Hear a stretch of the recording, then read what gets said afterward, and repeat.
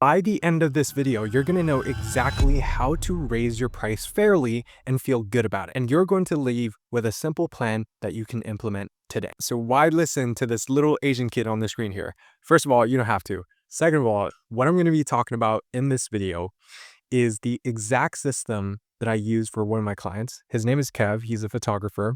He has over 140,000 followers on Instagram. He used to sell $400 photography masterclasses, but I rebuilt his offer and now he charges $4,000 and he's getting way better results for his clients. And if you stay to the end, I'm going to give you a 3-question fairness test to actually check your pricing. All right, so now let's talk about who this is for and what problem it solves. So this is for creators with businesses, whether you run an e-commerce store or you sell your knowledge through, courses or your coach or consulting. You know you're delivering value. Your clients are getting results, but when you think about raising your price, your brain immediately goes to, who am I to charge that much?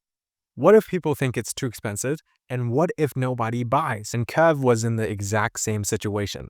He said to me, if I 10x my price, I'm worried that nobody is going to buy. So this video is not theory. It is exactly what we did to 10x his prices in a way that feels cleaner, more honest, and actually gave his clients a better shot at winning. So here's the first thing that you need to understand. You are not charging more. You are delivering more and matching the price to the outcome. People like Alex Ramosi talk about charging higher prices in a way that still feels like a deal to your customer because what you're delivering, that value is just so high. And premium pricing actually allows you to invest more into their success. And if we're talking about e-commerce, the more margin that you have, you're more able to put it into your product to actually make your product better. So it's a win-win for both. So I didn't just take Kev's $400 offer and then slap on $4,000 into the sales page. We fundamentally changed what he was selling. Originally from videos to now a more tangible outcome, from information to implementation. So how do you actually do this? Step 1, shift inputs into outcomes. Most people price on inputs, which is a certain amount of videos, let's say 30 videos, 10 modules, and X amount of calls. Nobody wakes up in the morning and says, I wish I had 1 more module, or I wish I had 3 more modules, or 30 more videos. What they actually want is the result on the other side. So with Kev, I sat him down and I asked, forget the pricing, forget what you're actually doing right now.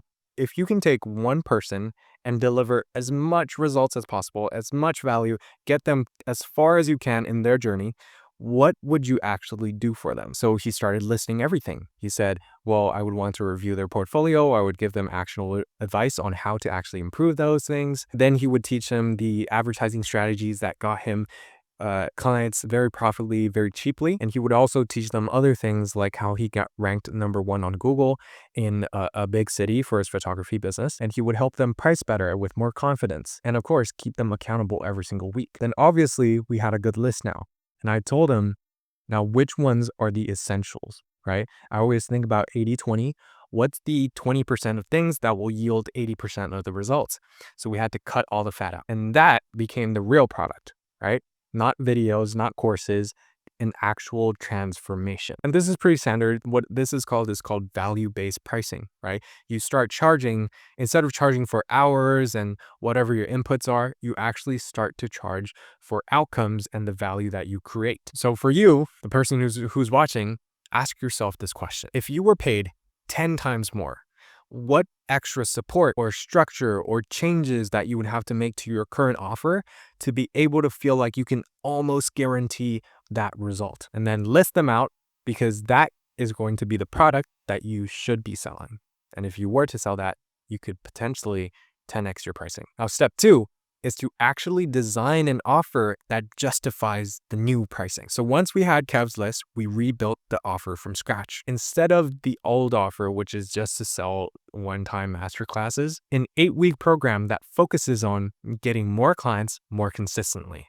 That was the main transformation, along with weekly calls and reviews on your portfolio and help with the implementation of the new advertising strategy that he came out with that worked really well for him and other people of his past clients, along with a lot of other stuff, which I'm not going to go over or else this video would be too long, but you get the idea. It's the same person, but it's just a different amount of responsibility for your client's results. Oh, and something that helped a lot as well is the fact that he put so much effort into it that he was so confident that he would be able to guarantee that result if they actually implemented on the actions that he recommended. So he also implemented a guarantee, which obviously helped his close rate a lot more. So when you increase the support, increase the clarity of the outcome, and remove the risk of the client, you are delivering more. And at that point, not raising your price is actually disrespectful to all your other clients or future clients, because you wouldn't be able to take them on to that extent to be able to deliver as much results as you would. Because if your price stays tiny, you cannot afford to keep delivering at the level that you want to for others. In a minute, I'm going to show you the simple math of why undercharging actually hurts your clients more than it helps them, and how a 10 times price jump can actually mean way less stress for you. Okay, so let's talk about the part where everyone's scared of. How do I know that this new price is going to actually work and be profitable and people are going to buy it and it doesn't seem greedy or it's not fair? Here's the 3-question test that I use with Kev, and you can copy this for your business. Question 1, if the average client actually does the work, can they realistically get back 3 to 10 times of what they pay? For Kev, this was already proven. He's had past clients who are now making, $12,000 a month, $8,000 a month. So he already has the proof that it can be done. And this was in the old model as well. So imagine what he can do with personalized attention and more personalized help. Imagine the things that his client would be able to achieve. Question 2, which is, at this price, can I afford to over deliver? This means more time, more support, more custom help. A higher price should allow you to have the money and have the bandwidth to be able to give as much support as they need. And question 3, does this attract serious people and repel people who aren't as serious? So Hormozy talks about this a lot. Higher prices can actually attract more committed customers and signal a higher perceived value, as long as the product is legitimately strong. So if you can say yes to all 3 of these questions, you should probably raise your price and feel really good about it. Okay, so now onto the simple math. Let's say you want to make $4,000. At $400, you need to get 10 customers or clients. At $4,000, you only need 1 client, 10 people to onboard, 10 people to support, 10 times the potential headaches, or 1 client that you can give full attention to and you want to obsess over their result. Most people think raising prices is being greedy or being unfair, whatever it is. In reality, staying cheap forces you to work with way more people than you can actually serve properly. That is what creates burnout. That is what creates bad experiences and bad reviews. So please understand, higher prices done right can actually be better for you and your clients. So what actually happened when we started charging $4,000? The first thing that we noticed is actually that serious photographers didn't really think too much of the pricing because they understood the value, right? Because it was so outcome attached. The questions on the sales calls were less about why is it so expensive, because they understood the value. But the questions were more focused towards technical stuff, like how much one-on-one support do I get? Or have you helped anyone within my niche? So in other words, when your offer is framed more towards outcomes, buyers focus more on the likelihood of success, not the number on the checkout page. And this is exactly what you want. People evaluating, do I believe this will work for me? Instead of, is this the cheapest thing that I can find on the market? But there's one more piece that makes this so much easier to accept. There is an experiment about wine that proves your price literally changes how people experience your product. Researchers took the same wine and poured it into different bottles. Then they told people different prices.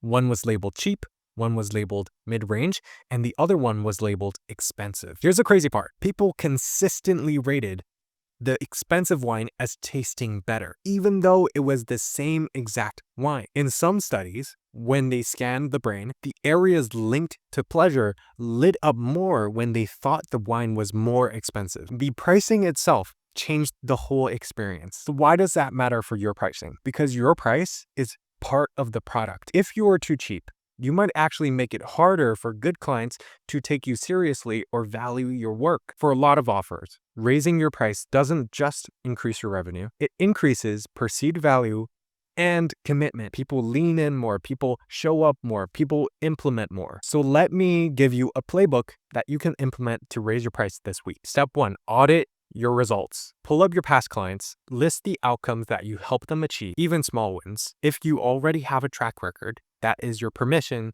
that you can charge more. Step 2, build the max value version of your offer. Ask yourself, if I was paid 5 to 10 times more, what would I add to nearly guarantee the results? Or if you think you can guarantee the results, say that. Then turn that into your new premium version. Step 3, use the 3-question fairness test. Can they realistically get 3 to 10 times more return on investment if they do the work? Can I afford to over-deliver? And does this pricing attract serious people? Step 4, raise prices in a clean, honest way. The safest time to increase and raise your price is when you improve your offer. Communicate the change, show the added value, and give existing clients to renew before the increase if you want to keep the goodwill, which you should. So you do not need to apologize. You just need to clearly show how the new version is way better and justifies the pricing. And most importantly, help them more. Right? We want to focus on the customer. Okay, so here's a quick recap, TLDR. You are not just charging more, you are delivering more. Shift your selling inputs to selling outcomes. Design a higher value offer with real support and responsibility. Run the 3-question fairness test. Remember the wine experiment. Price shapes perceived value. All right, that was the video. So comment down below if you want me to break down your offer, because that's something special that I want to do, and see how we can improve it. I'll go over it with you and see what that could look like. All right, see ya.